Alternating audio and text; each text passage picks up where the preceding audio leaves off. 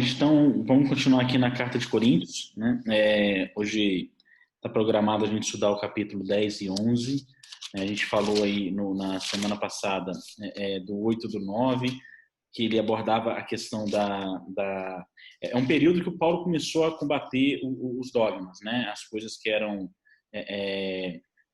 místicas, as coisas praticadas com aquela essência ainda do judaísmo. Ele começa a combater aqui, era uma das três frentes que ele atuava, né? O sofrimento dos escravos, o desregramento sexual e a questão aqui dos costumes de outras religiões ainda empregando aqui na recém-formada comunidade do cristianismo.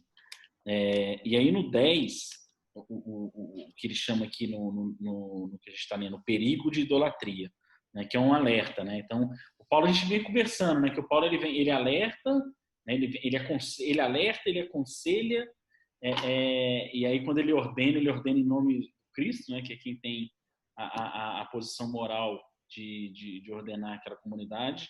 E esse capítulo é mais um desse que ele alerta, né? Ele fala desse perigo da idolatria. Que ele divide em dois momentos, né? Ele fala no primeiro momento do perigo da idolatria aos antepassados, né? Então ele cita bastante aqui a questão dos antepassados, né? Como eram feitas nas religiões antigamente, o apego que aquelas pessoas da comunidade tinham aos seus pais, avós, antepassados, um pouco daquilo que não sempre vinha feito fazendo assim, minha família fazia assado, então eu devo também fazer dessa forma. Então Paulo ele alerta isso, e depois ele fala a questão, mais uma vez, dos alimentos, né? Toda a parte dogmática em frente desses dois grandes temas que estão aqui nesse capítulo 10, perigo da idolatria. Eu começo aqui, então, gente, a minha reflexão nos versículos de 1 a 3, né?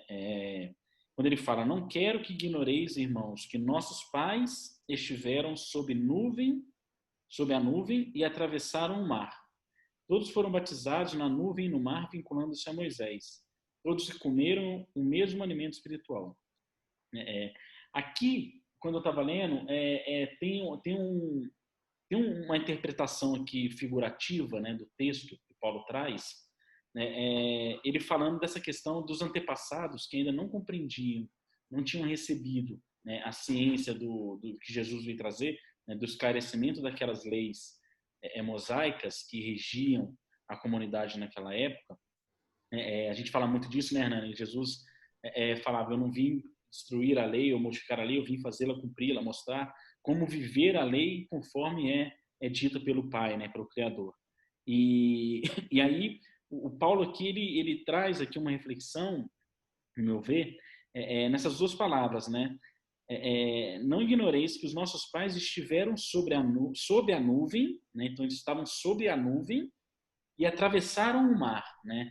Então, quando a gente olha essas duas frases, essa frase com as duas palavras, a gente tem uma reflexão de estar sob a nuvem, né, é estar com pouca visibilidade, né? A gente não estrada sob a neblina, sob a nuvem, a gente não enxerga muito à frente, é como se nós estivéssemos cegos, né?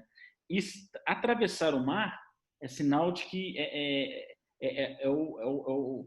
a insegurança, né? É o balanço, é o cair, é o revirar, o mar revolto. Jesus usa o exemplo do mar revolto lá com Pedro. Tem diversas citações bíblicas que falam essa questão das dificuldades da vida comparados ao mar revolto, né? E na doutrina espírita se fala muito da cegueira, da nuvem, da escuridão, que é o não esclarecimento das leis divinas, né? E do Evangelho de Jesus, né? Então, e de fato era, né? Aqueles que foram batizados na nuvem e no mar, vinculando-se a Moisés, né? Então aqui ele referencia sobre o capítulo do Êxodo do Antigo Testamento, da Torá, né? Que aqueles que vincularam-se a Moisés, que Moisés libertou do Egito, né? Então eles foram batizados na nuvem da poeira do deserto e no mar vermelho na sua abertura, né? Aqueles que vivenciaram essa travessia foram batizados na nuvem e no mar. Então, o Paulo ele fala desse pessoal, dos antepassados, né? E refere-se que quando ele se fala do batismo vinculado a Moisés, fica aqui ao pé da letra mesmo, nuvem do deserto e mar vermelho, mas ele fala antes, essa segunda interpretação da nuvem do mar. Aí eu peguei duas mensagens aqui que eu achei aqui nos textos do Emmanuel. Um é do livro Palavras de Vida Eterna, né? É a mensagem que chama Acalme-se. E aí o que a gente estava comentando aqui, né? Então, o povo que era despreparado da nova realidade, né? Da realidade que Jesus apresentou. E o Emmanuel comenta assim: os desesperados tornarão a harmonia, os doentes voltarão à saúde, os loucos serão curados, os ingratos despertarão. É a lei do Senhor que a luz domine a treva, sem ruído e sem violência. Recorda que toda dor, como toda nuvem, forma-se em sombra e passa, né? Que é um pouco desse conceito. Então, vinha-se todo aquele povo sob a nuvem da má interpretação das leis divinas, através do Antigo Testamento, que ela encobriu, ela ensombrou e ela passou com a vinda de Jesus, né? E Paulo remete aqui ao povo. E numa segunda mensagem, no livro Encontro Marcado, do Emmanuel também, na mensagem que chama Momentos Difíceis, o Emmanuel fala assim, ó: medita no tempo em que saístes do aconchego doméstico para as lides maiores da encarnação na Terra, como quem parte de um cais florido para a travessia de mar revolto. Os que vistes passar descuidado nas embarcações do egoísmo, encerrados no reconforto próprio, não te ficaram no painel da lembrança, senão como sombra vagas que o tempo esbateu. Entretanto, por muito te seja mudado a mente, nela está como que esculpida a fogo os que suaram e choraram para que seja hoje o que és. Né? Essa mensagem aqui do livro Enquanto Marcados Momentos Difíceis, ela engloba bastante coisa que o Paulo está falando nessas duas frases, né? Os passados, eles choraram para que você hoje seja quem és, sobre a nuvem da poeira, que o irmão nos cita na mensagem, e do mar revolto da embarcação. Então, quando eu li esse primeiro trecho aqui, do Emmanuel, do Paulo, desculpe, para mim ele faz essa referência, né? Os nossos antepassados estavam em outro momento, eles estavam cegos e em mar revolto. Então, não sejamos como eles, né? Não idolatramos eles, porque eles estavam num ambiente que hoje o cristianismo já tirou essa nuvem e nos colocou numa lagoa calma, né? Eu fico pensando nas duas mensagens que você leu, e aí olhando o texto até o capítulo, versículo 3, atravessaram o mar e sobre a nuvem, né? Lembrando que tem uma mensagem no livro Pão Nosso, que é Mar Alto, que ele chama a nossa atenção, Emmanuel, para que dizendo assim, é necessário que a gente vá até o Mar Alto, vencendo o Mar Alto, para que a gente possa se formar dentro daquilo dos preceitos que Jesus nos mostra, ou que na época Moisés mostrava.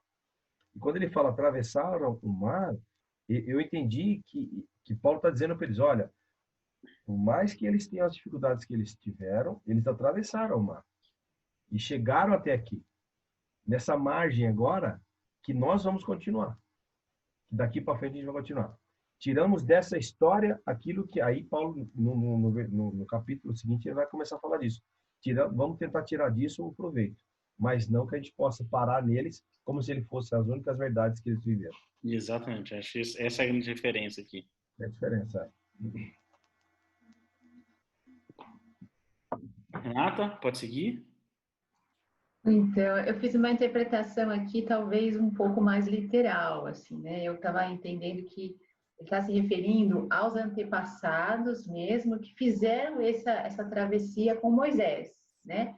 Então, que atravessaram o Mar Vermelho, que fizeram todas essas simbologias teriam um significado lá daquela época do Êxodo, né? E aí, depois eles falam uma coisa legal, que ele fala, todos comeram, todos beberam, todos. Ele enfatiza esse todos, quer dizer, não houve diferenciação na questão da nutrição das pessoas. E depois o que acontece? Quando Moisés chega e vai subir no monte para receber os 10 mandamentos, eles fazem o quê? Um bezerro de ouro e ficam idolatrando o bezerro de ouro. Aí depois, por isso que então, um monte, ele fala aqui que fica estendido no deserto. né, que ele vai falar aqui logo na sequência. Fica estendido porque muitos morreram e a confusão se instalou dali para frente, né, por causa da idolatria, né. Então é legal a gente fazer esse que você está falando, da gente aprender com os nossos antepassados, né. Então ele está falando assim, o perigo da idolatria, você está bem de uma hora para outra, tal, parece ok, todo mundo recebendo aquele alimento espiritual, assim como a gente recebe, por exemplo, o espiritismo como uma dádiva, uma coisa tão linda assim, mas, né, se a gente tomar cuidado com a idolatria, com os perigos que existem mesmo, a gente pode também usar de uma forma ruim e cair em outros momentos ruins, né? Porque ele fala que Deus é fiel, mas não sei se nós somos fiéis a ele, porque depois todo mundo virou, foi cultuar um bezerro de ouro, né? Exatamente, é. E esqueceram de que quem abriu, né, entre aspas, o mar foi Deus, não o bezerro de ouro. Pois é, graças a Deus que eles todos beberam, todos comeram, tal, num deserto por 40 anos. Depois, de repente, o bezerro virou uma coisa linda, maravilhosa para idolatrar, né? Quer dizer, olha que virada. Se bobear, a gente cai, né? Sim, sem dúvida. E a gente estava... É interessante, eu ia falar do bezerro de ouro, do versículo 7 ao 9. Eu ia falar disso, porque está dizendo que é uma passagem aqui, né? Aí eu fiquei pensando, Thales, dois assuntos. Primeiro, quantos bezerros de ouro a gente não tem na nossa vida? Um monte. Porque a mensagem de Emmanuel falando sobre esse versículo vai falar, pô, a gente fica às vezes idolatrando médiuns. Exato. Né? Situações em casas espíritas, que a gente acha que lá, só aquele movimento, só aquela atitude, ou aquele tipo de trabalho é o certo, é o correto, não é verdade? É isso que eu fico ou a própria religião, que né, outras religiões não funciona, não está certo. Né? E aí, quando eu vejo falar de alimento aqui, de tudo, eu lembro daquele texto judaico que a gente discutiu no nosso grupo lá de judaísmo, cara, do maná. Eles se concentravam, tal, aí eles falaram, não quero mais comer o maná, eu quero comer carne. Exatamente. Aí é uma simbologia muito bonita, né? Muito, impressionante. Muito linda, é um negócio assim... É abrir mão do espiritual para o que é do corpo, né? Cara. Sair do espiritual e viver a matéria. Eu me rendo à matéria. Exatamente. Porque a matéria seduz, cara. Exatamente. É muito bonito. E nesse estudo, e quando a Renata falou dos 40 anos, né? Eu estava refletindo bastante sobre isso, porque é sempre uma polêmica, né? 40 anos no deserto, isso, balela. Aí algumas pessoas fazem contas, não, o tempo naquela época, o relógio do sol, 40 anos é tantos dias, não sei o quê. E aquela mensagem daquele rabino que a gente estudou, que a gente discutiu lá no estudo do judaísmo, ele deixa bem claro ali que, na verdade, os 40 anos poderia estar falando no plano espiritual, né? É toda uma comunidade de espíritos que ficaram ali no deserto, né, no umbral, no período de transição, para aceitarem reencarnar novamente. Então, tem algumas interpretações dos textos sagrados antigos que é importante pesquisar e olhar um pouco mais aprofundado para que a gente consiga ter uma boa interpretação e julgar, né, o que do nosso estudo é uma boa interpretação. Porque quando se fala, segundo o estudo daquele rabino, que os 40 anos, que aquele povo do deserto de 40 anos, na verdade, eles estavam em estado de espírito, em forma espiritual, né, não eram encarnados, que ele chama de sobrenatural no estudo, né? Fala, estava em estado sobrenatural. 40 anos é totalmente aceitável, né? Porque realmente o tempo de perturbação do plano espiritual e tudo mais. 40 anos é nada. É nada, exatamente. Fica mais fácil de entender o texto e aceitar.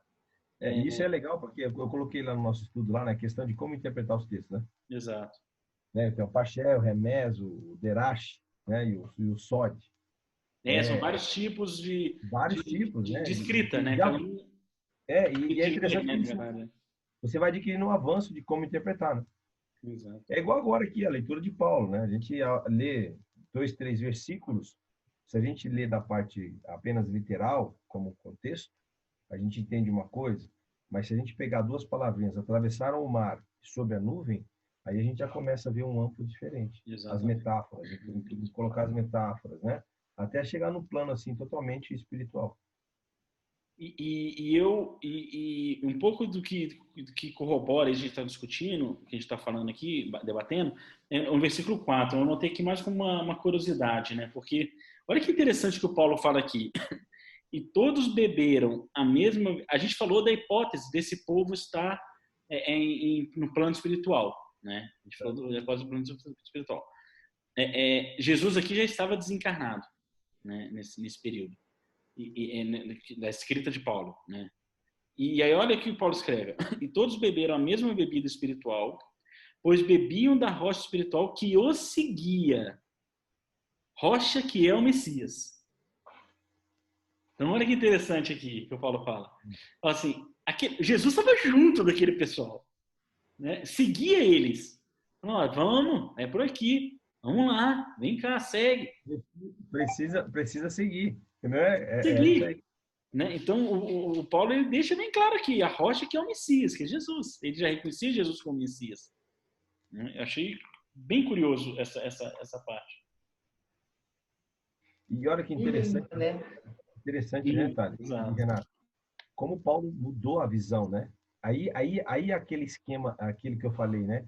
Ele começou a ver que todo o ensinamento judaico que ele tinha de Moisés era só uma base para ele poder ver como é que era realmente a vida espiritual, né? Apoiando-se nos ensinamentos do Cristo. Porque, na verdade, Paulo tinha, quando era Saulo, ele não aceitava a questão do cristianismo, não é isso? Tinha como base, era doutor da lei, conhecia profundamente a Torá, e aí agora ele começa a falar disso, cara. E interessante você falar isso, porque eu fiz essa mesma anotação lá no capítulo 11. Tem um trecho lá também que eu falei, nossa, como deve ser difícil para o Paulo abrir mão de tudo que ele cria, né? Porque existe um negócio, cara, no Paulo, que é contagiante, porque a gente percebe, e é uma coisa que eu acho que todos nós vamos buscar, é vivenciar, interiorizar o Cristo, cara. Porque ir para o Cristo, quando a gente está indo agora, nessa nossa felicidade de estudar e aprender, é uma coisa. Paulo teve isso, vivenciando todo o processo lá com Cristo em Damasco, mas depois ele interiorizou, que chega um ponto que ele fala, já não sei mais, se sou eu que estou em Cristo ou se é Cristo está em mim. E é isso que a gente tem que buscar, né? E essa frase é uma frase que a gente tem que, se for para conversar, que não é agora o caso, dá várias horas e horas de discussão. Dá, sem dúvida nenhuma. Vamos seguir. Do 6 ao 10, eu sei que você tem umas anotações, mas do 6 ao 10 aqui,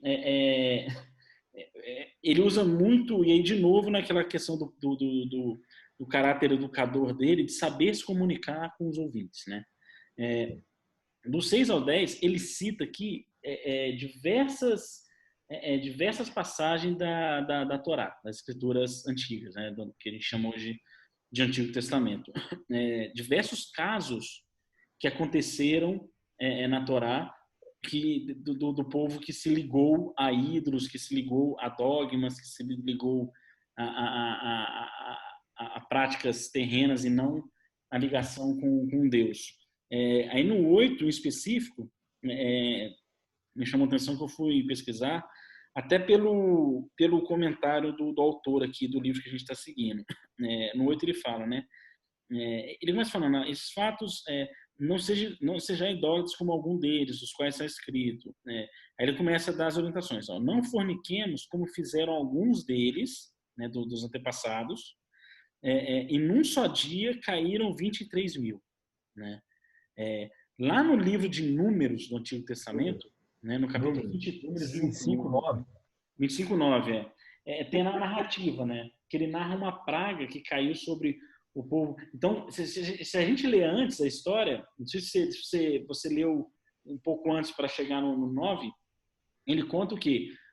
Teve o êxodo, né, do povo, aí depois eles foram fundando várias comunidades, né? Várias cidades lá, as tribos de Israel foram fundando várias comunidades. E eles chamavam esse povo de Israel. Todos os povos eram Israel, né? E um desses povos, numa comunidade, eles tinham a prática da prostituição era muito intensa, Forte. né? Muito forte. E aí, naquela época, tudo que era pecado, eles falavam que Deus jogava uma praga, né? Que a vivência que tiveram antes do êxodo, né? E morreram nessa cidade 24 mil, não 23, né? 23 ele fala no capítulo seguinte, morreram nessa cidade 24 mil pessoas em um único dia, fruto dessa praga, né? Que a interpretação deles era para conter, né? Para conter esse desregramento que tinha. Então Paulo ele usa muito dos casos citados na Torá para que o povo entendesse, né? Para eles falarem assim, nossa, putz, é verdade, porque isso aqui eu temo, né? Ainda sou temeroso a uma praga se eu me desvincular, né? Então ele passa o ensinamento aqui de Jesus, do Evangelho e tudo mais, mas usando-se do artifício da simbologia ainda muito presente nos corações daquele povo referente à Torá. E aí ele segue no 6, no 7, no 8, no 9, no 10, com essas definições. Sim. Eu fiquei pensando na questão do bezerro de ouro, quando a Renata comentou lá um pouquinho atrás, e eu fiquei imaginando assim, a advertência que Paulo faz agora, no sentido de mostrar para eles como é que foi, e dar o exemplo do que Jesus lá, o povo sentou-se a comer e beber, levantou-se para dançar, no sentido de que deixavam de lado os costumes e o que dizia a lei para seguir, Sim. né?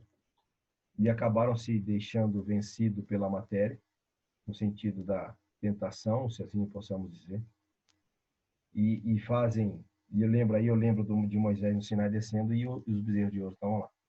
O bezerro de ouro já estava lá embaixo. E o povo lá em volta do bezerro fazendo a festa, né? Eu fico pensando o quanto nós somos a palavra certa, não sei se essa é de momentos, né? A gente prefere tudo que seja agora, o prazer de agora, o prazer mundano, né? E aí eu lembrei da mensagem de Jesus que ele diz, eu venci o mundo. Paulo mostra para eles isso aqui, na minha visão do texto. Sim. Não se deixe levar pelos momentos da vida mundana, da vida material, da vida deste mundo agora, dos prazeres que são de agora. Entendeu? Eu acho que essa é a advertência que ele traz para eles agora, nesse sentido. E aí você falou das pragas, né? Como era o contexto de Moisés com o povo para conter ele? Justamente do trigo. Senão não tinha como. Exatamente. Então era necessário ainda. E Paulo, como um profundo conhecedor da Torá e desse segmento, usou isso muito bem para falar para eles que estavam mandando a carta. Olha, lembra disso, entendeu? Mas ao mesmo tempo ele adverte, né? E depois ele aconselha e depois ele fala, eu sou o exemplo. Lá na frente ele vai falar, eu sou o exemplo. Exatamente. Mas vocês estavam falando sobre as pragas, agora me ocorreu uma coisa, né? Será que nós não estamos agora, nesse momento, vivendo uma praga?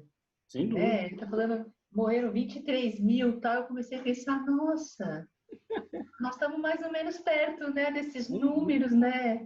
Não parece isso uma praga, assim, para a gente dar um chacoalhão, assim, também, né? O Leandro está falando, a gente fica querendo as coisas materiais, realmente, apegados, idolatrando aqui. De repente dá a impressão que veio uma praga, né? Para a gente dar aquele chacoalho, né? É muito claro, na minha interpretação, é muito claro o mau uso da liberdade que o homem faz hoje, né? Então, eu acredito muito nisso, que sim, veio como se fossem as pragas lá do Egito da época, está matando bastante pessoas, porque, de novo, ninguém morre sem que Deus queira, né? Não tem nada de injustiça aqui, e para que a gente aprenda pela reclusão a valorizar a liberdade que nós temos, né? De como a gente sente falta de coisas simples, que quando a gente estava livre, a gente parava de olhar para o simples, né? A gente ia atrás só do supérfluo. Então, acho que é um exercício forçado para a humanidade como um todo, das almas que hoje habitam os corpos aqui, refletirem e ter essa ligação com o divino um pouco mais aproximada. Se não fosse essa praga, talvez a gente não teria isso pela espontânea do livre-arbítrio. Respeito, né? Exatamente. Aí Deus ajuda, né? Da forma sábia dele, né? É só a gente compreender. E aí, quando ele fala todos esses... E aqui tem um outro ensinamento para mim no 11. Quando ele fala de todos esses... igual você comentou, Hernani, que ele usava, ó, lembra do pessoal, tá vendo como é que era? Olha só o aprendizado que tem lá, né? No final do dia ele está falando isso, que é o início do capítulo, que a gente falou, a Renata comentou, aprenda com os antepassados, né, para não cometer os mesmos erros e problemas. E aí no 11 ele traz aqui um ensinamento para todos nós, né? Que estamos estudando tudo isso, tanto a doutrina espírita como o Velho Testamento, o Antigo Testamento, os Vedas, qualquer que seja a fonte religiosa que a gente vá ler ou estudar. No 11 ele fala, ó, então ele citou todos os exemplos das histórias contadas nos livros dos profetas, nos livros básicos da Torá, no Pentateuco inicial, e ele fala, ó, tudo isso lhes acontecia como figura. Olha que interessante, isso aqui é muito importante. Tudo isso lhes acontecia como figura. Figura é ilustrativo, né? É figurativo, não necessário é real. Né? Davi matou Golias, Golias era um gigante. Se a gente não entende e interpreta, a gente vai achar que Davi era um anãozinho e o Golias era um gigantão. Né? Então, em diversas outras coisas. Né? Veio o dilúvio, Noé pegou uma espécie de cada animal, pôs na barca e todo mundo morreu, ficou Noé com os animais. Se a gente não entende esse chamado de Paulo aqui, a gente acredita que isso de fato aconteceu.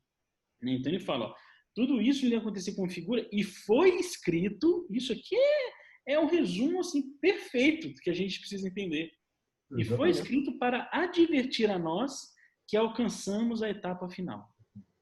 Né? Ele está projetando, eu entendo que ele projetou alguma coisa já para o futuro. Já para o futuro, que atinge a gente aqui. Né? Sim, é o agora. Exato.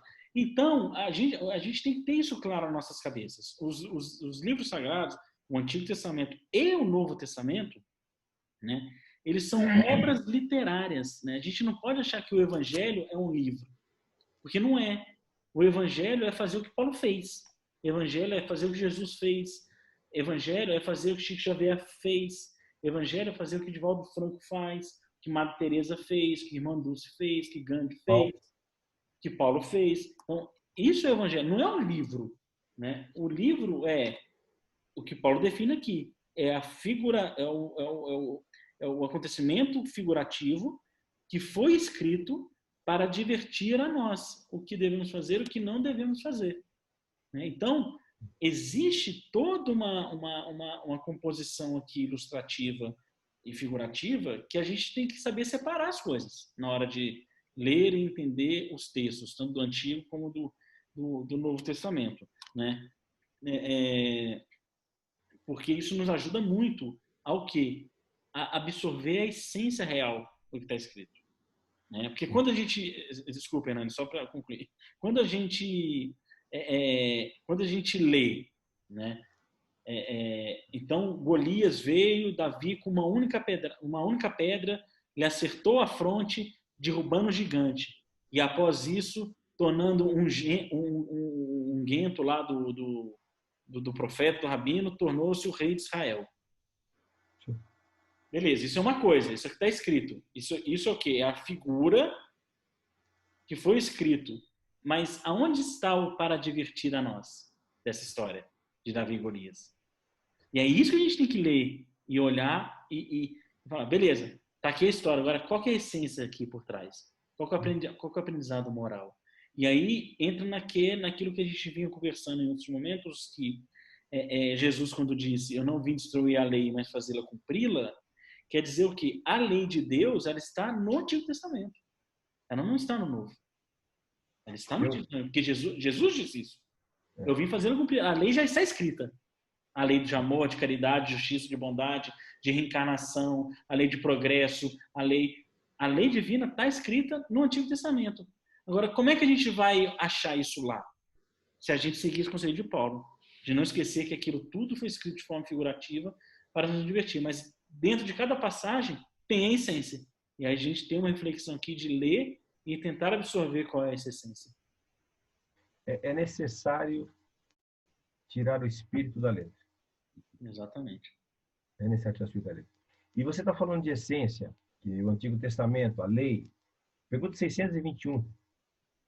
Onde é que está escrita a lei de Deus? Na consciência dos homens. Né? Na consciência dos homens, ok? Tudo bem?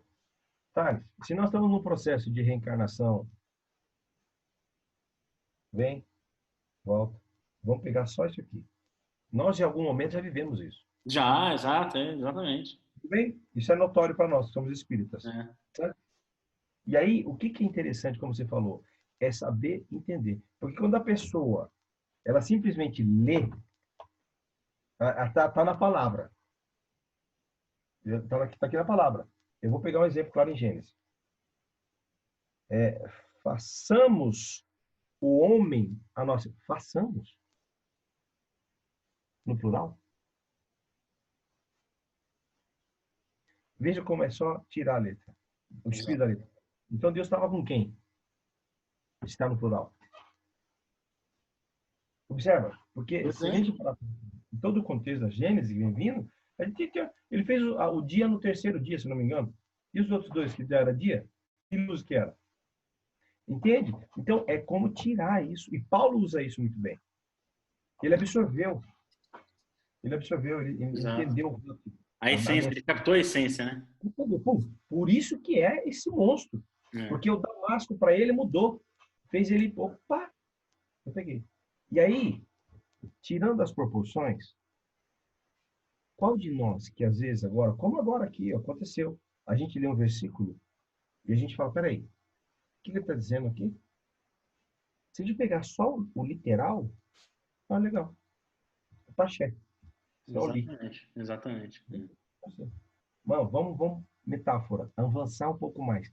Tirar do texto o espírito da letra. Exato. Pra gente poder, poxa, o que ele está dizendo, cara? Será que é isso? Porque o Antigo Testamento tem muito disso. Muito. Se a pessoa parar só para ler o Antigo Testamento, por isso que a pessoa fala assim, nossa, é muito difícil. Não entendo nada. Eu acho que você não vai entender, porque precisa parar com calma para ler. O estudo de Haroldo na Gênesis, ele fica lá. E Deus disse. 5 aulas. Exatamente.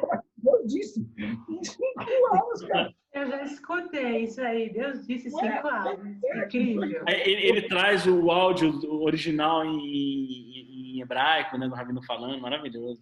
Maravilhoso. A Gênesis inteira, maravilhoso. O cara que ia estudar a Torá, ele tinha que decorar toda ela.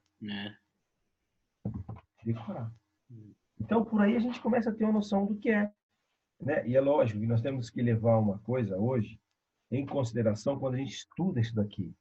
A doutrina espírita, ela é maravilhosa, ela é como uma lupa para cada versículo. Se a gente pegar a luz da doutrina espírita, vamos estudar Paulo à luz da doutrina espírita, é uma lupa. Que é o grande incentivador do estudo nosso aqui, né? É isso. Como você falou o exemplo, 40 anos no deserto, quem estava no deserto? Que deserto era esse? Exatamente. Entende? Não é maravilhoso, cara. Maravilhoso. E a Bíblia olha é tão linda, né? Olha o 13. O versículo 13. Já que você falou, olha o 13. Exato, nenhuma prova sobre-humana atingiu. Eu ia falar disso. Não, é impressionante. Realmente tem muito. Eu estava pensando outro dia, né? Meditando muito nessa frase de Jesus. E eu trouxe aqui para os nossos dias atuais. Se você sentar para conversar, esquece o coração agora, a moral. Estou falando sem caráter de julgamento moral aqui, porque eu mesmo ninguém posso julgar. Mas só no caráter conceitual, tá? Intelecto.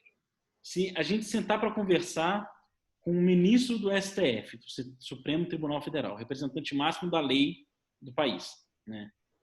E ele começar a discorrer para nós, né, sobre como deve ser feito a conduta de um brasileiro em determinado tema da Constituição Federal, qual que é a nossa capacidade de entender o que ele está falando ou o que ele está fazendo, de julgar o quão aquilo é importante para mim se eu nem sei do que ele está falando? Se eu nem fui ler a Constituição Federal?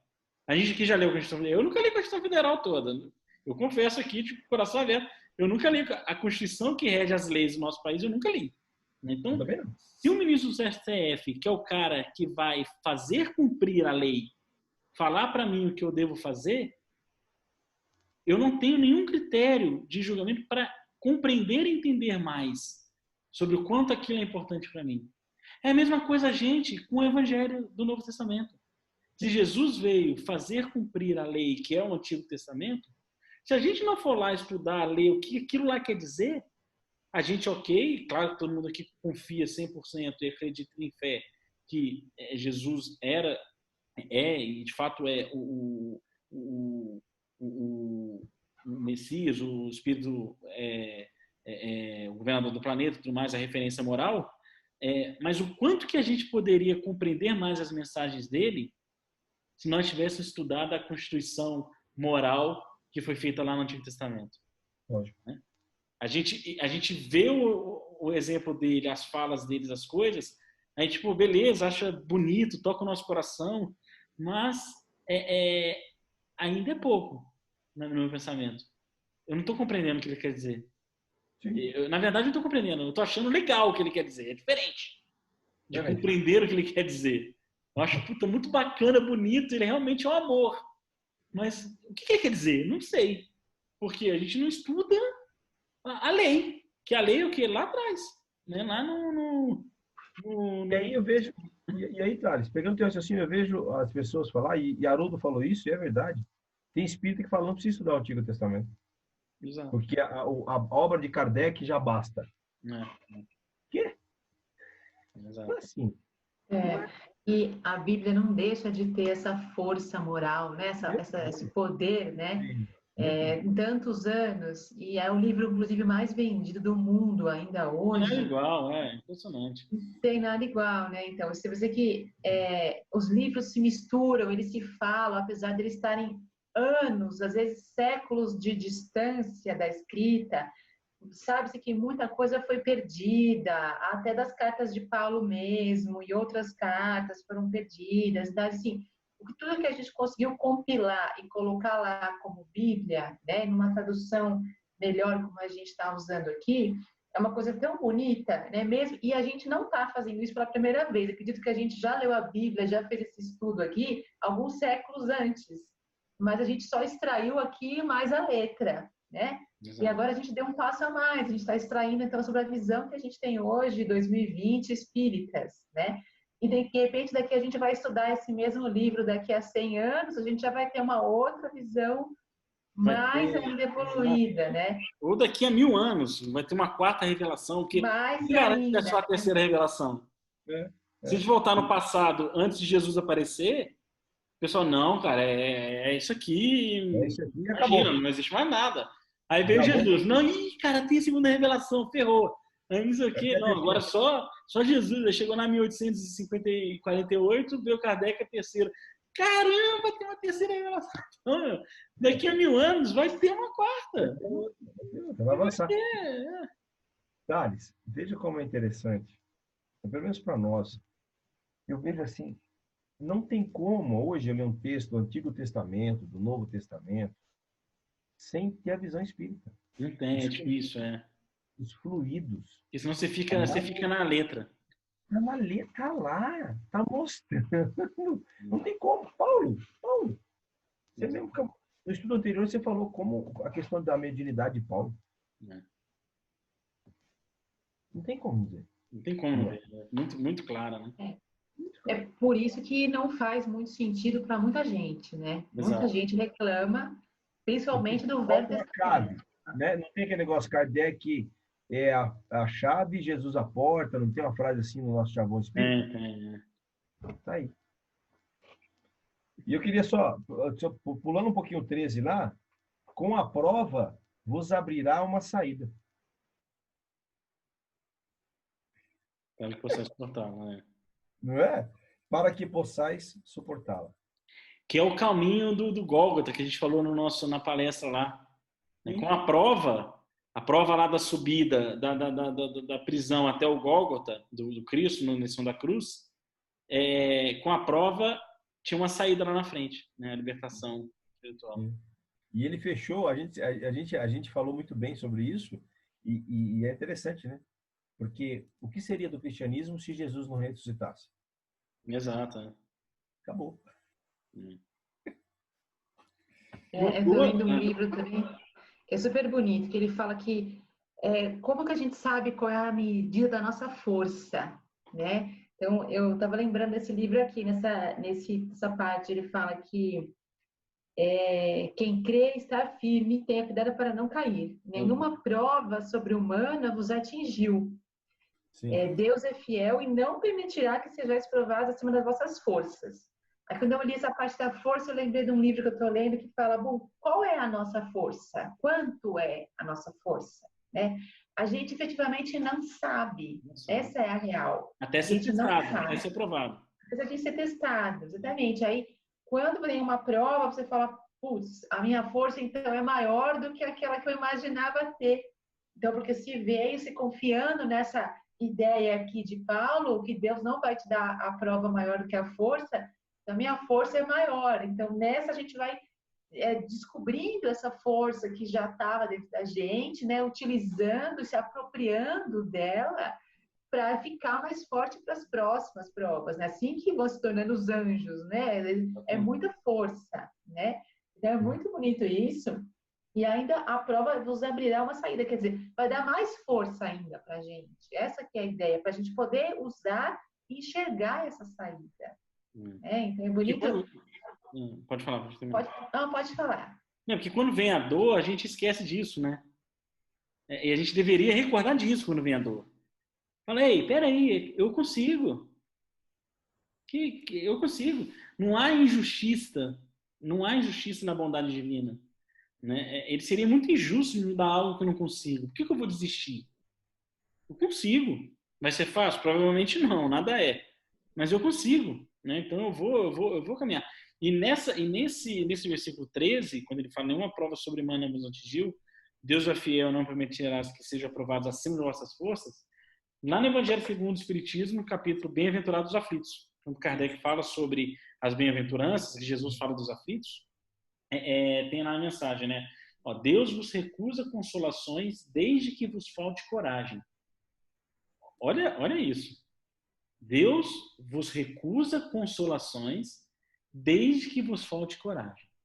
Então, assim, eu tô numa aflição, num embate, mas eu tô com coragem, você vai ser consolado. Né? Vai ser consolado. Você vai fazer por merecer a consolação. E aí ele segue. A prece é um apoio para a alma. Contudo, não basta. É preciso tenha por base uma fé viva na bondade de Deus. Ele já muitas vezes vos disse que não coloca fardos pesados em ombros fracos. O fardo é proporcionado às forças, como a recompensa será a resignação e a coragem. Que você comentou e que o Paulo fala aqui no 13. E veja interessante, né? Quando ele fala, você lê o texto agora, bem-aventurados significa avançar, você sabe, em grego, né? Em hebraico, perdão. Sim, avancem aqueles que... Então seria, avancem os aflitos porque serão consolados.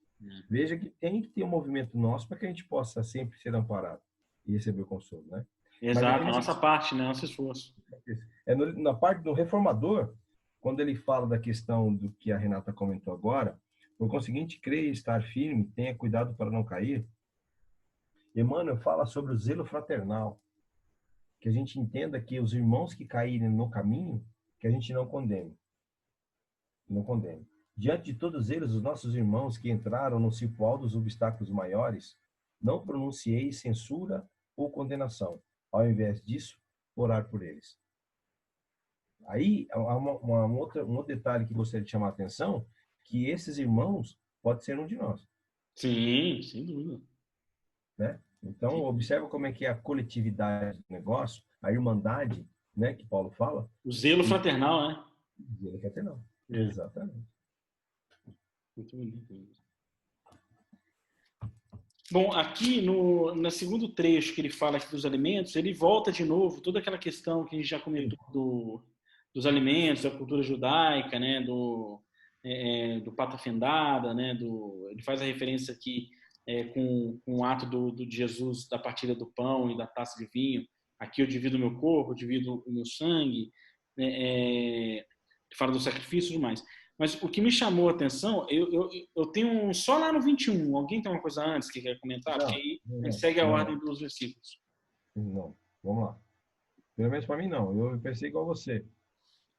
Lá no 21, eu achei que muito interessante, ó, porque Paulo, e é aquilo que a gente falou de que Paulo vivia o evangelho. Né? E viver o evangelho é viver tudo aquilo que Jesus fez e ensinou. Né? No 21 ele fala, olha o conceito que o Paulo traz. Não podeis beber a taça do Senhor e a taça dos demônios. Ir a Deus e a mamão. Exatamente. Não podeis beber a taça do Senhor e a taça dos demônios.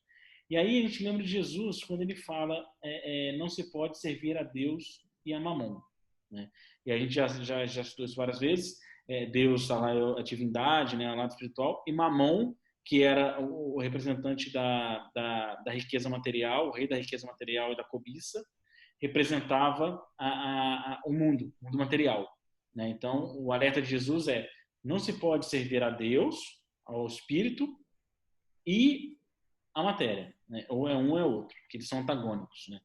E quando Paulo usa aqui o conceito de demônio, que ele poderia falar, não podeis beber a taça do Senhor e a taça dos demônios. Não podeis servir a Deus a mamão. Poderia repetir as palavras do Cristo.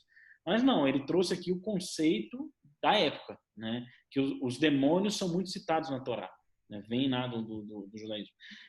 E aí no livro Céu e Inferno do Kardec, olha que interessante, no capítulo 9, primeira parte, que é um capítulo sobre os demônios, né?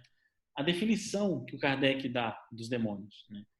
Os demônios são, assim, os agentes provocadores predestinados a recrutar almas para o inferno. E isso com a permissão de Deus, que sabia, criando essas almas, os destinos que lhes estavam reservados. Então, Kardec traz aqui o conceito de demônios da igreja, né? Daqui da Torá. Então, o que a Torá entende como demônio? Que são agentes provocadores predestinados a recrutar as almas para o inferno. E na própria obra do Kardec, ele esclarece o que é o inferno na visão espírita, que é o estado de consciência do próprio ser, né? Da própria culpa, do próprio desespero, do próprio sangramento, da própria vibração. Né? Então, quando a igreja fala, né, que nas escrituras falam, que os demônios são os agentes provocadores a recrutar almas para o inferno, quer dizer o quê? Que os agentes provocadores atestaram as nossas provas, que vai fazer-nos cair nas nossas provas, e nós vamos nos encontrar no estado infernal quando desencarnar, que é a riqueza material. A riqueza material é um dos agentes provocadores que são predestinados pela permissão de Deus a nos provar e aqueles que caírem recrutar para o próprio inferno. Então, aqui o Paulo ele traz esse conceito muito bem apresentado, que não se pode servir a Deus na mamão. Não se pode beber da taça do espírito e da taça do demônio. Você sabe que... Desculpa, quer falar, Renata? Rapidinho, vou falar um textozinho que eu estava olhando aqui sobre a Deus e a Mamon. Eu acho que Paulo usa a refeição, aqui nesse caso, né, para trazer um conceito maior ainda, né? Ele fala antes um pouquinho que a gente se alimenta do pão e do sangue, que é o corpo de Cristo. Né? Então, como também a gente pode se alimentar de uma outra carne sacrificada a outros deuses? Então, assim, se a gente se alimenta, aí pensando no lado espiritual, das promessas de Jesus, dos ensinamentos de Jesus, que bem-aventurados são aqueles que têm sede e fome de justiça, porque serão saciados. Então, a gente realmente, se a gente crê nisso de verdade, a gente não deve buscar na nossa vida essas outras coisas que são de outros deuses, né? Que que confrontam os interesses com o que Cristo ensinou. Então, não tem tanto como você a colocar os bens materiais em primeiro lugar, vingança, raiva, tal, porque ou você bebe de uma fonte ou de outra. O que a gente faz é ficar sempre transitando, né? É isso. Se a gente buscar a palavra Satanás em grego, é o contra, o sentimento contra. Então, vamos fazer uma reflexão. Paulo está divertindo eles, não está? Tá. Das suas más tendências, vamos dizer assim. Sim.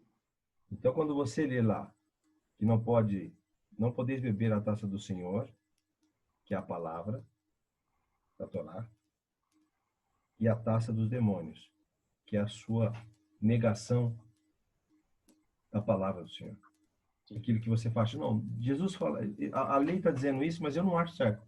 Porque o contexto dessa carta é esse. Eu vou fazer diferente. Ele está divertindo que não. Então, eu entendo nessa passagem que ele está falando assim, olha, brigue contra você. Não deixe que o demônio que tem dentro de você te tire do caminho. Isso, exatamente. Né? E depois ele fala lá, no 23, frase que todo mundo já sabe, né? Tudo é permitido, dizeis. Mas nem tudo convém. O que é dado para nós isso. E aqui atrás ele falou do peso, né? Quando ele fala que a prova virá, ele fala assim, você vai ter a prova conforme você consegue suportá-la. Aqui, ó. Com a prova vos abrirá a saída, para que possais suportá-la. Exatamente.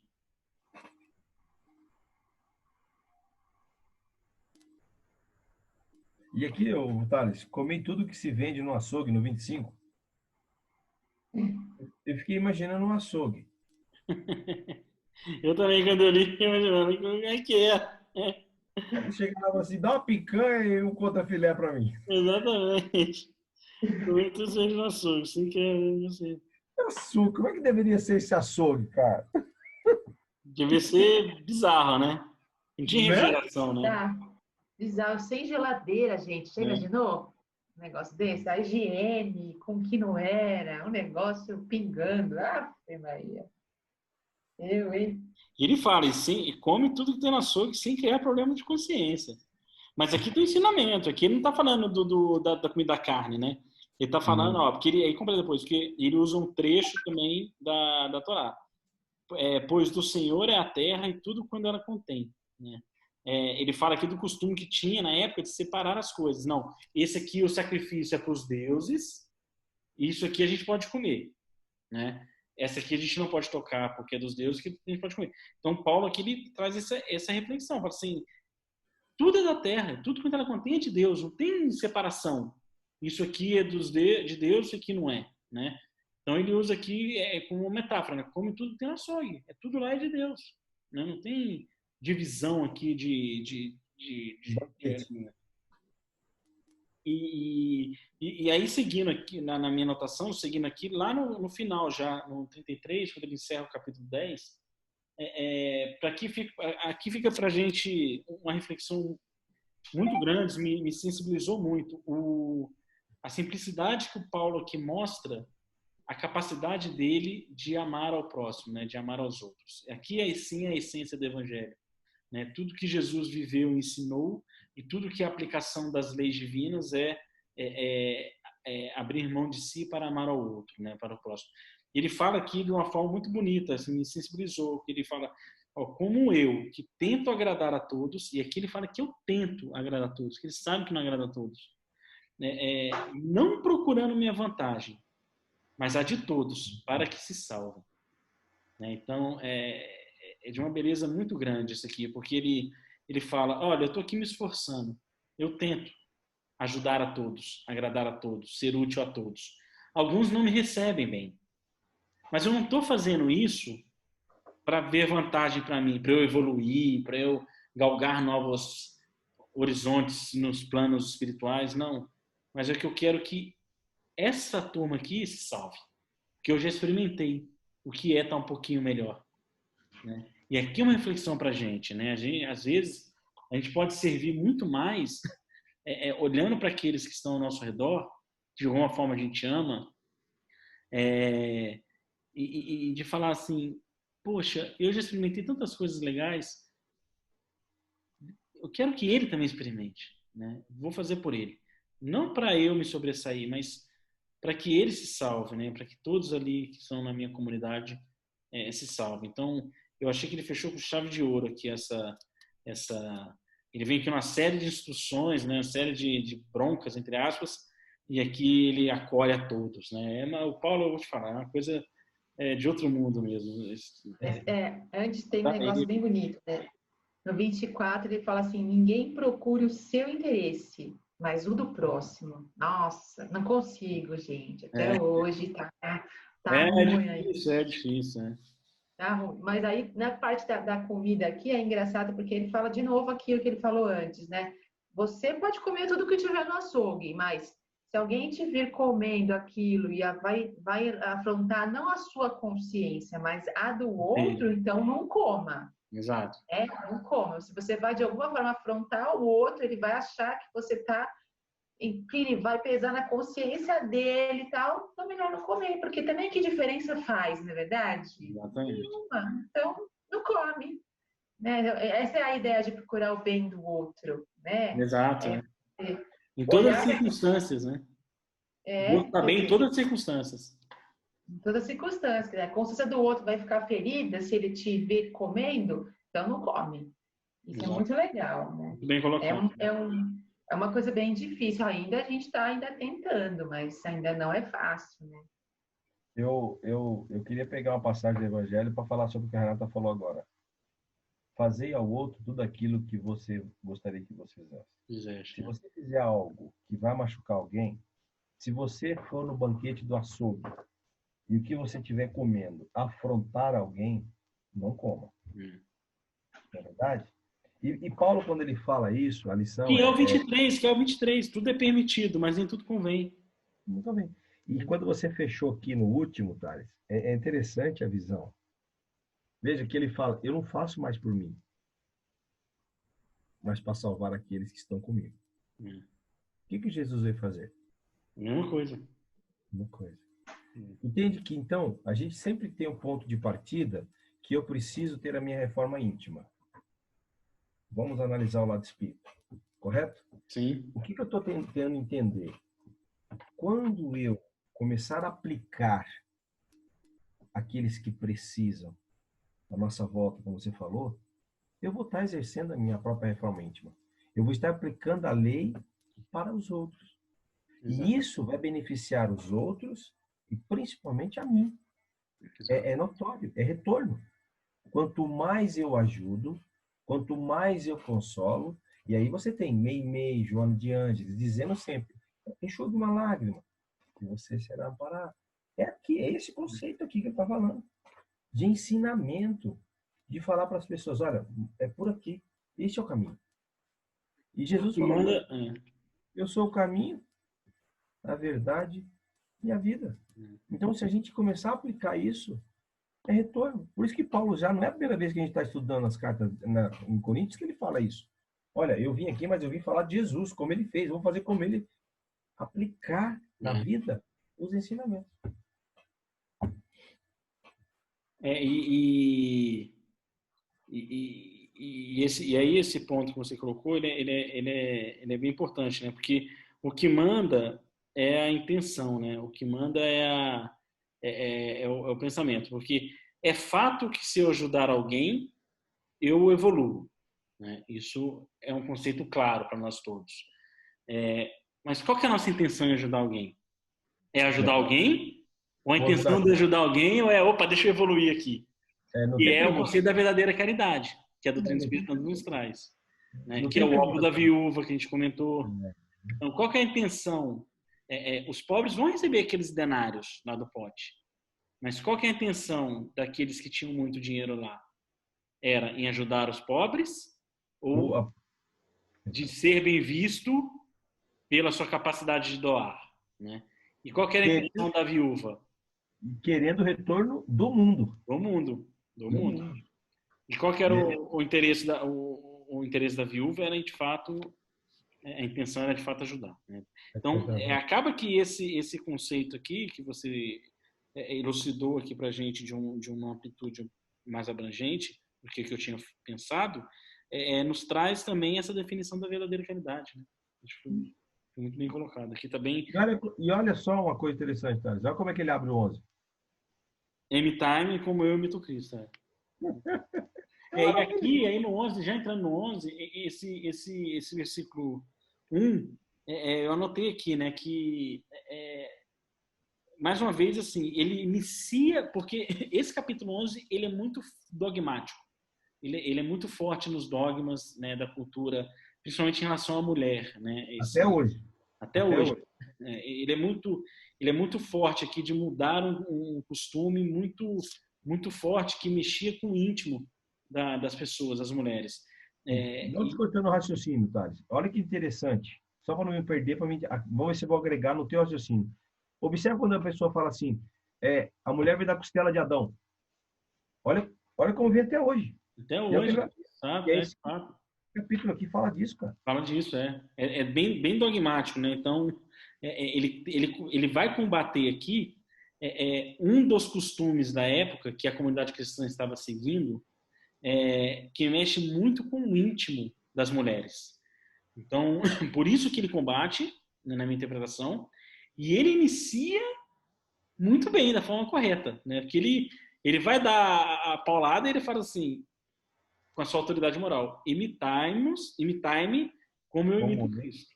Né? Então, ouçam quem ele está falando, quem está falando com vocês. Né? Sou eu, Paulo de Tarso, convertido de Damasco. Ele podia falar isso. Ele tinha autoridade moral. Mas olha o verbo, né? Me chamou a atenção imitar, né? Porque a gente acabou de falar agora de qual que é a intenção verdadeira por trás de uma caridade. É fazer a evolução espiritual ou é a caridade desinteressada? Uhum. E quando a gente fala em imitar, não necessariamente você está sentindo a mesma coisa, você está imitando, né? Então a gente não necessariamente está sendo movido pelo mesmo ideal, com aquela sensação de caridade e tal. Mas eu acho que se a gente começar imitando, ainda que seja uma coisa meio maquinal, uma coisa externa, é um caminho. Exato. Né? Agora, não quer dizer que ele imita o Cristo maquinalmente, mas a gente precisa imitar, ainda que seja assim, eu vou fazer caridade. Não é assim, eu estou pensando na minha evolução, essa é a real. Mas, ok, é melhor do que eu nem pensar em fazer a caridade. Exato. Né? Então, é o que dá por hoje. Eu vou imitar, por enquanto. Eu ainda não sinto aquele amor, eu não amo todo o planeta. Por enquanto, eu amo lá 20 pessoas no mundo, mas é o que dá para hoje. Exato. Entendeu? Não, perfeita colocação. E eu acho que cabe aqui sim, e cabe sim a referência com N em relação ao Cristo.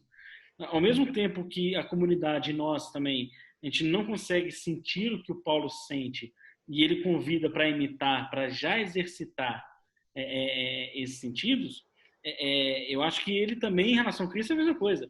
Ele, apesar de tudo, apesar de ser quem é, Paulo, ele também provavelmente não consegue sentir o que o Cristo sente. Ele também imita. Né? Acho que essa colocação foi muito boa. E eu me recordo de, acho que uns 2 ou 3 estudos para trás, que a gente falou bastante da questão da piedade como sendo um sentimento que impulsiona o ato da caridade. Lembra que a gente discutiu esse conceito da piedade? E a gente falou que a piedade é um sentimento, e o sentimento ele deve ser exercitado.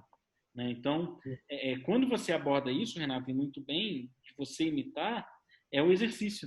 Né? Não necessariamente eles vão sentir o que Paulo sentiu, mas eles vão fazer o que Paulo fez. E eles vão ter contato com situações que vai lhe desenvolver o sentimento de piedade. E um dia ele será assim capaz de sentir tudo que Paulo sentiu. Foi, nossa, muito boa a sua colocação. Se a gente faz o bem, né, mesmo que seja com uma intenção não tão positiva assim, a gente recebe aquela sensação de volta, de que gostoso, eu ajudei alguém, é uma sensação boa, né? Então, mesmo que você faça imitando algumas vezes, você vai começar a pegar gosto por aquela sensação que te eleva, te coloca em contato um pouco mais com o divino em você. Então, é isso que é o gosto que você vai pegando depois de imitar muitas vezes. Né? Até que aquilo brote naturalmente, porque o seu divino já vai se expandindo mais. Eu imagino essa é o caminho. Sim, sim. Deixa eu fazer uma... Vou tentar me expressar, tá? É que a minha cabeça...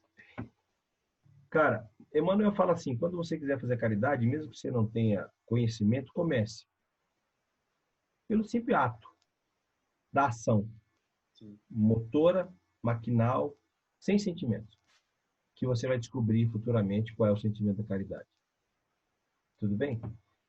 Quando ele fala disso, e aí a gente está falando que a gente precisa entender, fazer o bem, fazer ao próximo, que a gente precisa ajudar, vocês estavam comentando e veio na minha cabeça o seguinte: os grandes, qual é a diferença? Nós hoje paramos para que a gente possa fazer o bem. Isso é um destaque muito grande no nosso espírito. Ter a caridade, a nossa reforma íntima. Só que a gente esquece que é uma essência nossa ser bom. É que nós nos viciamos, como Paulo adverte eles aqui, na matéria, nos erros, nos prazeres do mundo. E esquecemos da essência que nós temos. Porque se você pega os mentores de André Luiz, de toda a sua coleção, é inevitável, todos falam, imagina. Você quer ver as clepsos, né? Que desce lá e todo mundo tem que pensar, materializar ele, não é isso? E ele está com o pergaminho na mão, não é isso? E o cara responde as perguntas com o pergaminho do Novo Testamento.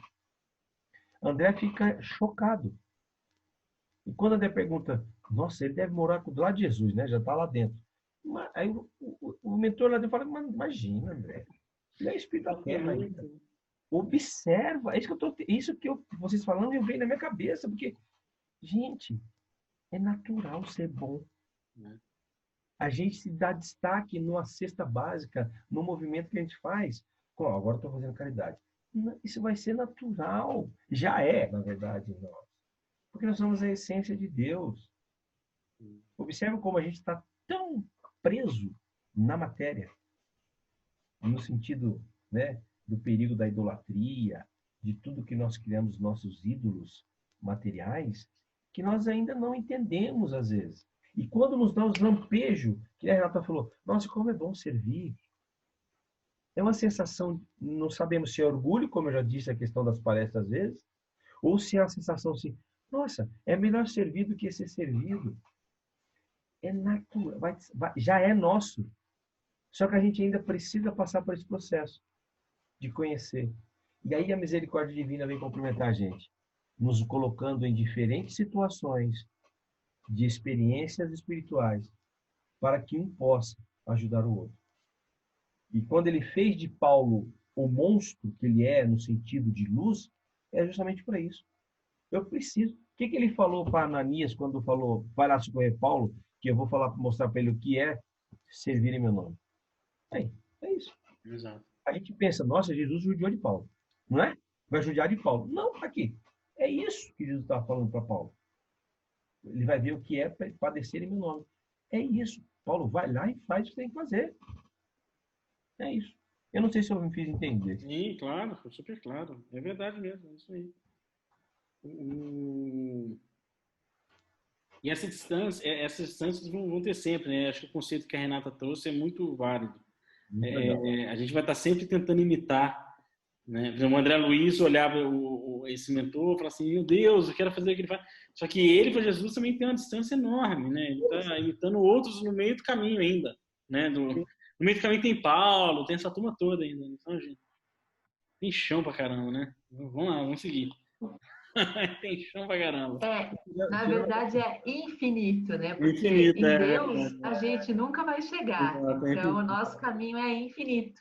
Tem tempo ainda. A diferença é que na frente fica mais leve, né? Você vê, né? Fala assim, fica mais leve, mas não mais ocioso, pelo contrário. Não mais trabalho, mas mais leve, né? A gente mais fala leve. Assim, o universo é infinito. Mas o infinito está dentro de Deus, né? Só para ter uma porção do tamanho do negócio. Isso é real. Seguindo aqui, essa questão do véu das mulheres, eu quando eu estava fazendo meu estudo, foi onde eu gastei mais tempo aqui para tentar compreender. E aqui eu acho que tem uma reflexão bem importante de tudo aquilo que a gente comentou aqui mais cedo, sobre a questão da interpretação das leis, né, dos textos sagrados, numa ótica espírita, para a gente poder compreender mais e melhor tudo que vinha sendo dito. O que acontece aqui, né, do 2 ao 15? O Paulo aqui, do 2 ao 15, ele aborda essa questão do véu das mulheres, né, da cobertura que as mulheres tinham que usar no cabelo. E até hoje a comunidade judaica mais religiosa, mais atuante na religião, usa também. Né? Em umas oportunidades que eu tive de ir em algumas sinagogas, tem lá, as mulheres têm que cobrir a cabeça, o homem usa o kippá, a mulher cobre a cabeça, deixa só o rosto de fora. As mulheres sempre entram no mezanino, que é a parte de cima, e os homens embaixo para rezar. Então, mulheres e crianças ficam em cima, e os homens embaixo, e as mulheres com esse véu na cabeça. E quando vão rezar em casa, também usam esse véu e tudo. Então, é muito comum essa questão. E o Paulo aqui, ele aborda muito essa questão. Ele fala muito desse conceito aqui do véu, né? Que não tem que usar isso, né? Esquece esse negócio de véu. Isso aqui não é importante. Para Deus isso não tem valia. E por que ele está falando isso na minha interpretação? É justamente pelo fato do que a gente começou lá atrás, né?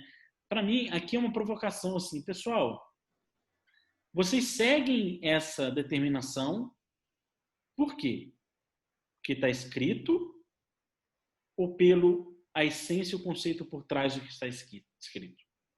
Acho que aqui... A gente falou agora há pouco. Exatamente, aqui tem reflexão. Porque essa questão do véu, eu fui estudar, eu conversei com um amigo meu que é judeu, tive uma conversa com ele sobre isso, e ele estava me explicando. Tem lá um ritual chamado sotá, né? Isso está presente lá no livro de Números, no capítulo 5, versículo 18. Né? Então, é o ritual da mulher pega em adultério. Então, a mulher que era pega em adultério passava por esse ritual sotá. Né? O que ele fala? Então, o sacerdote, que é o julgador, observa aqui a figura, né, que Paulo fala aqui atrás, que a gente leu aqui no capítulo 10, no 11. Tudo lhe acontecia como figura, né? Foi escrito para advertir. Então, vamos lembrar desse conceito. Tudo foi escrito como figura para nos advertir. E olha o que está escrito. Observa a figura dentro disso.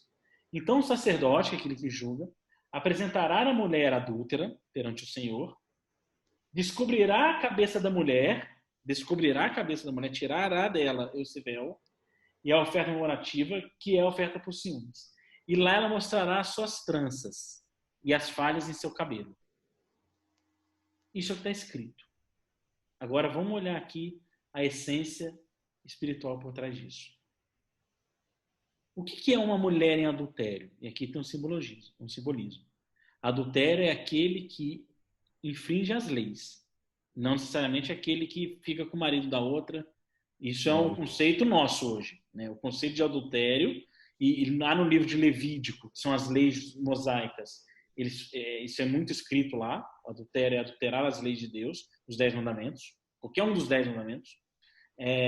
Então, a mulher pega em adultério. Né? Aqui a gente fala, ele usou o símbolo da mulher, mas qualquer ser pega em adultério. O que é o ritual do sotá? O sacerdote, que é quem julga. Quem que julga no nosso conceito espírita a nós, quando a gente desencarna?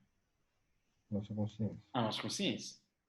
Então, o sacerdote apresenta a Deus, a mulher a Deus. Então, o nosso sacerdote, nossa consciência, vai nos apresentar a Deus as leis divinas que regem. Nós adulteramos essas leis divinas. E o sacerdote lhe tirará o véu que lhe cobre e mostrará as suas tranças e suas falhas. Qual que é o véu que nos cobre a nossa consciência? Nosso corpo físico. Então, olha o que está por trás aqui, a essência. A advertência de Paulo. Vocês estão cobrindo a cabeça por quê? Porque está escrito ou vocês estão compreendendo o que está dizendo aqui por trás. A mulher adultéria é todo aquele ser espiritual que comete seus erros, suas falhas. Quando o véu for arrancado, o corpo físico for arrancado, as suas falhas estarão expostas e a sua consciência, que é o sacerdote de si mesmo, lhe mostrará a Deus para as devidas corrigendas necessárias. Então, Paulo ele aborda todo aqui do 11, do 12 ao 15, e lá no 13 ele fala: julgai vós mesmos. É conveniente que uma mulher reze a Deus com a cabeça descoberta? Olha que interessante. Porque quando a gente está com a nossa veste, a nossa cobertura, quando a gente está mais propício às nossas falhas, e é a hora que a gente tem que pedir ajuda para vencer as lutas da terra. Uma vez descoberto o véu, mostrado as falhas do lado de lá, é só segurar o rojão, vamos dizer assim. Quero que ela mostre as tranças. Na hora que descobre. E quem são nossas tranças? As encarnações passadas que nós vimos carregando. Exatamente. Amarrado na gente com as nossas falhas, cara. Gente, eu achei esse trecho aqui maravilhoso, com essa explicação desse ritual da Sotá. E olha a profundidade do ensinamento de Paulo aqui que ele está combatendo. Né? Para de seguir o que está escrito. Entende o que quer dizer e siga o que quer dizer. No final do dia, que vai cometer o erro, quando desencarnar, vai ser mostrado, vai ser exposto, vai ser exposto a Deus. E aí no 16, ele reforça essa ligação de Deus segundo o cristianismo. Que ele fala: se alguém quiser discutir, nós não temos esse costume, nem as igrejas de Deus. Né? Então, assim, ele fala que já venceu isso. E aqui eu fiz aquela anotação que você já abordou no capítulo 10, né? Imagina, né, o quanto que é difícil, quanto que era difícil para Paulo aqui. Não dá importância para isso mais, né? Sendo que alguns anos atrás, se ele visse uma mulher descoberta, capaz dele apedrejar. Falar, né? Exato. E aqui ele fala: se alguém quiser discutir, nós não temos esse costume, nós, igreja cristã, nem as igrejas de Deus, que é o que ele está fundando. E aí, quando eu li isso aqui, eu refleti, eu tive essa mesma reflexão de você, de falar como foi difícil para Paulo abandonar tudo que ele cria para abrir mão e seguir Jesus. E aí eu lembrei do convite que o Cristo faz ao jovem rico, que ele tinha tudo. Larga tudo e me segue. Que a gente, nas nossas interpretações, também acha que está falando de dinheiro. Mas não é, isso aqui. É Paulo de Tarso, o exemplo. Paulo era rico dos conhecimentos judaicos da época. Jesus apareceu para ele nas portas de Damasco e falou assim: amigão, larga tudo e me segue. E Paulo fez. E aqui tá a confirmação que ele fez. Nós não cremos nisso mais. Nós não cremos. Nem vou discutir disso, que eu não creio mais nisso. Fiquei muito impactado com esse finalzinho. Isso para mim não tem relevância mais, passou. Exato. Exatamente. E veja que o tema do 10, a gente está falando de idolatria, né? De ter dogmas, de ter a coisa, né, cara? E você vê que isso chega até hoje, porque tem os protestantes de hoje ainda tem alguns que a mulher tem que ser coberta. Exato. Né? E o quanto isso, eu fico pensando às vezes, Thales, esconde justamente o que Paulo está combatendo aqui. Exatamente. O monstro que existe dentro de um relacionamento, a questão da idolatria do marido para com a família, sabe? Não é um conjunto de união, de crescimento espiritual, entende? Então, eu fico imaginando essas coisas, cara. E o quanto a gente, quando você está falando da questão de descobrir o véu, cara, o quanto que nós precisamos disso ainda? Muito. O quanto? Muito. Muito. Mas... Os muçulmanos também, né? A mulher muçulmana também ela usa burca, né? E o islamismo, né? O muçulmano, vocês já estudaram a origem da religião islâmica?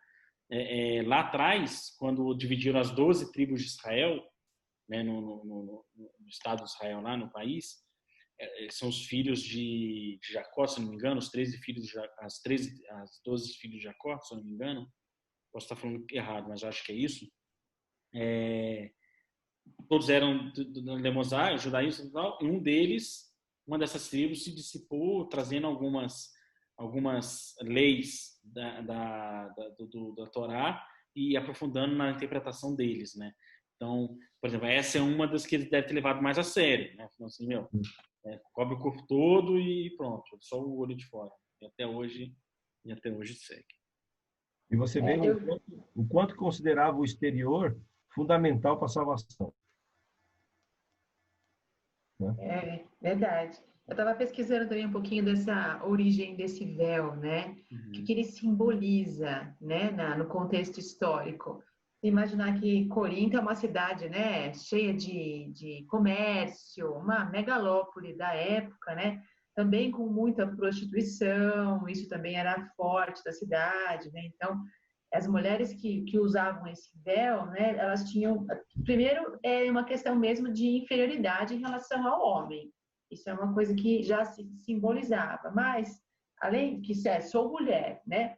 E depois tem uma questão de proteção, né? De uma própria proteção, quer dizer, de não se mostrar, é um símbolo do véu também, porque realmente é só o olho, o rosto só de fora.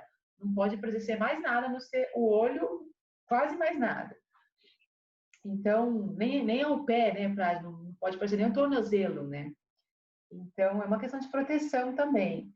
E depois ela mostra a honra e a dignidade da mulher, porque ela é uma mulher casada, uma mulher de família, uma mulher que, conforme elas saem na rua, elas têm que colocar aquele véu em cima da roupa, então aquilo dá para elas uma certa autoridade, né? De que elas são mulheres dignas, mulheres honradas, né? Então aquele véu traz aquele status para elas, né? Então tem um lado positivo para a mulher se proteger usando esse véu também, né? Então a mulher usou esse véu e aí Paulo, a gente fala, poxa, mas Paulo fala isso, mas é tão bonito que no versículo 7 ele fala depois, né, que a mulher é a glória do homem, né? Então assim, e o homem procede de mulher, né? Todo homem procede de mulher, então em nenhum momento ele faz essa questão de comparação inferior para a mulher, apesar dele falar quanto ao véu, mas não é disso, né? Eu peguei um pedacinho, uma frase que ele fala numa conversa que ele tem com a Abigail, no Paulo Estevão, ele fala para ela assim, és o coração do meu cérebro, és a essência do meu raciocínio. Então, quer dizer, de qualquer forma, ele está sempre colocando a Abigail numa posição totalmente essencial na vida dele, né? Independente de qualquer coisa, ele não acredita na inferioridade da mulher, mas não houver uma proteção, quer dizer, se tiver que usar, usa, se não tiver, não usa, não tem essa obrigação, né? Mas a mulher tinha todo esse aparatos aí com o véu que ainda é até hoje, né? Tem pessoas aqui no Brasil de religiões aí evangélicas, tal, que usam o véu na hora de orar. Não casa lá com o véu e aquele outro negócio? Véu e o que mesmo que fala? Quando casa? Grinalda. Véu e grinalda? Até hoje. Casa com véu, né? Casa com véu, exatamente. É uma proteção, né? É todo um simbolismo aí de honra, né? De dignidade.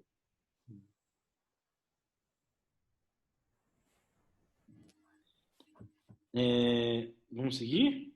Vamos. Tá. Do 17 ao 22, em que eu fiz algumas... Acho que ele está falando da mesma coisa aqui, que era dos encontros que tinham, né, das assembleias, né, que tinha na época dos cristãos. E aqui tem acho que tem dois pontos de debate aqui para a gente aprofundar. Primeiro, ele cita muito o alimento, né? A reunião, a assembleia para falar do alimento, a partir do alimento, que a gente pode entender aqui como o evangelho, né? Que o alimento é o evangelho, que era partilhado e alimentava todos, né, numa ótica aqui mais espiritual. Aí do 18 e 19, ele volta lá no início da carta de Coríntios, lá no capítulo 1. Ele fala das divisões, lembra lá? Cefas, Apolo, tudo mais. Paulo falou, em primeiro lugar, ouvi que quando vos reunis em assembleia, há divisões entre vós. né? Então ele reforça aqui as divisões lá das igrejas de Corinto.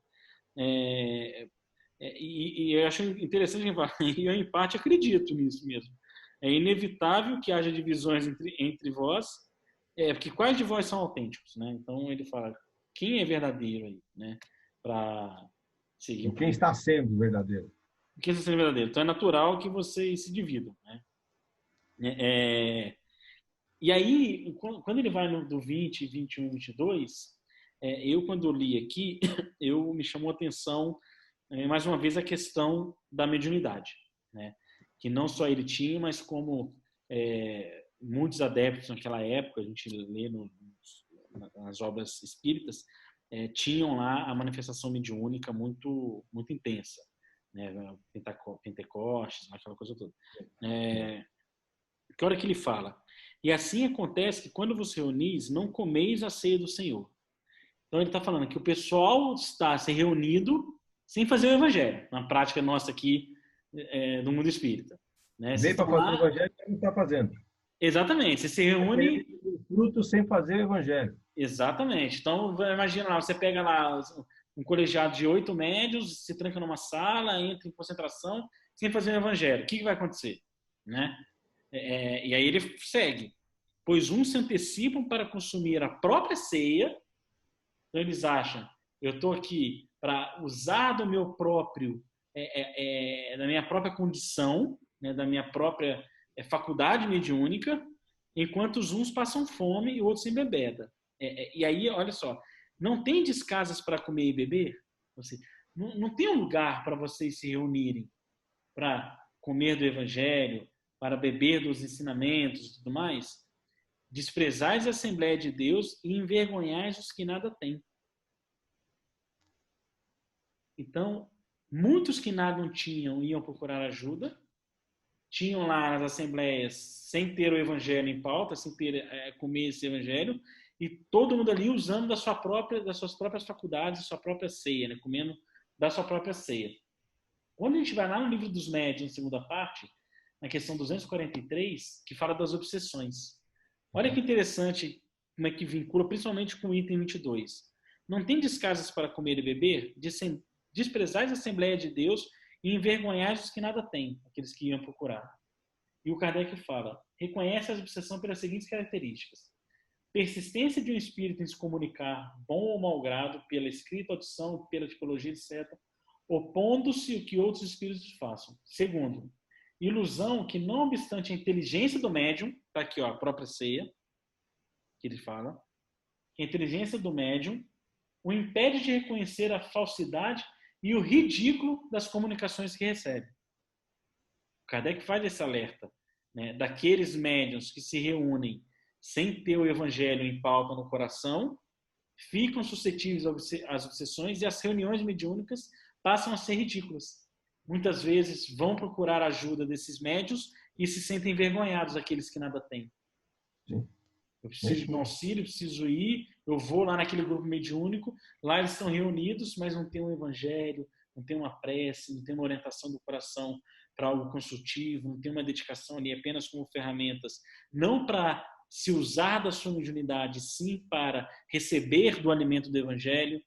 E aí o que acontece muitas das vezes se acham nas Assembleias de Deus como parte desse grande movimento de amor que Jesus veio trazer, quando na verdade está envergonhando aqueles que nada têm, que tudo procuravam na confiança que tinha desse grupo mediúnico. Eu, quando li esse trecho do Livro dos Médiuns, li esse alerta de Paulo, eu na minha interpretação ficou vinculado essa questão. Sim. Eu acho tão interessante, Thales, que você falou da questão da bebida e da comida ser no evangelho, o alimento. Pois eu recebi do Senhor o que vos transmiti. O Senhor, na noite em que era entregue, tomou pão, dando graças e partiu. E disse, isto é o meu corpo. Ele faz a referência da Santa Ceia. Sim. Né? Que Jesus distribui o pão e que depois ele compartilha também a taça e bebe do vinho. Mostrando, fazendo a referência do teu ponto de vista, que você colocou muito bem, que Jesus mostrou como é que tem que ser. Como é que tem que fazer esse processo. Exatamente. Ele abre lá, o Senhor na noite em que, né, ele fala assim, ó, pois eu recebi do Senhor o que vos transmiti. Ele entendeu. Paulo entendeu o que Jesus quis dizer na Santa Ceia. Que é exatamente esse vínculo da espiritualidade, como é que é do mundo espiritual. No 27 aí ele fala, né, que a gente aprende na doutrina espírita também, tá lá no Evangelho do Espiritismo. A quem mais foi dado, mais será cobrado. E aí na questão dos talentos também, como sofre o espírito que faz mau uso dos seus talentos. A gente tem diversas obras literárias contando história além túmulo de médiuns que falharam, né, na correta utilização da sua faculdade mediúnica, né? Que ele fala, ó, portanto, quem comer o pão e beber a taça do Senhor indignamente é réu do corpo e do sangue do Senhor, né? Então ele fala aqui, o que é ser réu? Porque olha só, quem comer o pão e beber a taça do Senhor indignamente, né? Então, quem aqui usar os atributos que Jesus trouxe indignamente, será réu desses próprios atributos. Olha que interessante aqui a lei de causa e efeito. Causa e efeito, planta e colhe. Quantos casos a gente conhece de médiuns que tem aquela mediunidade resgate, né? Mediunidade expiação, que vem fez mau uso lá atrás, né, da faculdade mediúnica, retorna um médium ainda mais suscetível à interação com o mundo espiritual, com todos os seus cobradores, né, lhe cobrando, e vive um verdadeiro inferno na Terra. Ou atender aqueles que ele fez perder como médico. Ou atender aqueles que fez perder e vive... Médico de cura, né? Um trabalho de cura, exatamente. E vive às vezes, um verdadeiro inferno aqui na Terra, aquele que não sabe vencer, né? Então, o exemplo do Divaldo Franco lá no livro, né, a história dele conta aquela mediunidade, aquele espírito que perseguia, ele pegou Joana de Anjos, e a Joana falou assim, meu amigo, isso aí resolve aí. Foi lá atrás que deu um embate entre vocês. Né? Dá jeito, resolve, atende.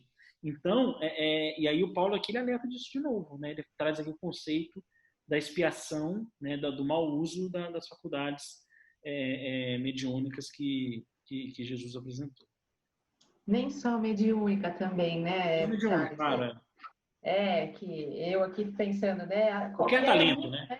Qualquer talento, qualquer pastor, qualquer pessoa que prega, às vezes, né, eu mesma falo uma coisa que eu li, que eu estou teorizando, mas que eu não estou praticando de verdade ainda, e às vezes está fazendo o contrário, né, do que é realmente o ensinamento que eu sei, mas na verdade praticar eu ainda não pratico. Então, tudo que a gente faz, mau uso do que a gente já sabe, né, da nossa responsabilidade, como já conscientes, a gente fala para os outros fazer, mas não faz, ou fica apontando o dedo, julgando, tal, e não faz, não consegue implementar na própria vida, a gente já está nessa situação, né? Sendo réu da própria, né? A boca fala e depois o corpo padece, porque a gente não consegue fazer o que a gente prega, né? Então, isso é constante na nossa vida, né? Não tem como escapar muito, né? É um processo mesmo, o caminho é assim. E às vezes nessa mesma encarnação, nem precisa de outra, né? Às vezes o uso indigno dessa encarnação já nos torna réu nessa encarnação mesmo. Nessa mesmo. Você vê que o 29, Thales, mandando um pouquinho 30, fala disso. Ó, pois quem não reconhece o corpo, que aí eu estou falando de Eucaristia, da graça divina, come e bebe a própria condenação. Aí, ó. Então, o médium que você citou, que não reconhece os atributos que Jesus deixou para ele poder fazer o trabalho em nome de Jesus, acaba depois sofrendo as suas próprias consequências. Nada na própria consequência, exatamente. E ele falou 30, né? Esta é a causa de haver entre vós muitos doentes. Muitos doentes, E muitas mortes, muitos doentes. Exatamente, porque traz a loucura, né? A gente estuda isso lá nos médios, né? Traz a loucura, traz a doença física mesmo, né? Esses médiums que vêm com a mediunidade de provação, se não cuida, adoece mesmo, né? A gente estuda isso, né? Fica doente. E olha o 31. Se nos examinarmos, não seremos julgados. Exatamente. Se fizermos a tarefa que nos cabe. É muito interessante esse conceito aí, ficou para mim que ficou bem presente essa orientação mediúnica que o Paulo. E toda a carta ele dá uma orientação mediúnica, pode reparar. Sim. Em toda a carta ele dá a impressão que dá, e eu ainda quero ir mais a fundo nisso em algum momento para estudar. A impressão que dá é que essas igrejas eram grandes grupos mediúnicos formados por Paulo, que foi o primeiro médium com Jesus lá, foi o que trouxe o conceito da mediunidade com Jesus. Parece que ele formou grandes grupos mediúnicos, ele se refere como igreja. Né? No entanto, que você tem a questão do Pentecoste, né? E todos saem depois abençoados pelo lado, exatamente, curando. Vários falaram em várias línguas. Exatamente. Tá aí. Depois que os apóstolos tiveram esse momento aí o fogo desceu sobre eles e falaram em várias línguas, aí sim que eles ficaram fortes para o trabalho. Aí sim que eles estavam realmente, porque até então cada um deles ainda carregava muito dos seus próprios defeitos, cada um tem o seu temperamento, tal.